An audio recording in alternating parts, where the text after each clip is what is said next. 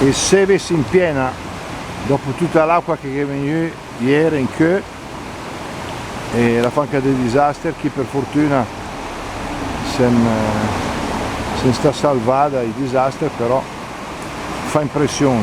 Mi ricordo un po' di anni fa che arrivò fino all'arco del ponte. Qui siamo sul ponte di Dugnano in via Rotondi, l'acqua è tutta marrone perché per tutta la terra che avrà portato giù evidentemente, ogni tanto passa un quei ram di pianta che viene giù.